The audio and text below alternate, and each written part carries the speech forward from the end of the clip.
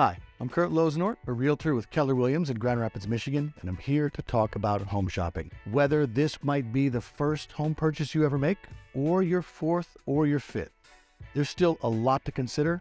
It's one of the largest financial investments that you could ever make, and there's a lot that happens in the process. So I want to help make that more clear and make that more easy. One thing that can't be ignored right now is what I like to call the HGTV effect. And that's no slight to any show that you love to binge watch, or the fact that you might stay up late endlessly scrolling through the real estate sites to find out what's currently happening in the market. It's become such a common part of culture that I found a lot of people maybe think they already know all that they need to about buying a house, or they feel like they should know everything already, and they're a little more hesitant to ask the questions to really understand how it works.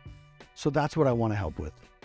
You can call this Buyer Bootcamp or Homebuyer 101, whatever it is. This is the reality of how the system works, and hopefully some really helpful hints along the way. My goal is to show you that real estate agents do a lot more than just unlock the door and point out the kitchen. We really want to help support you, enable you, and guide you through the entire process of getting into the right home.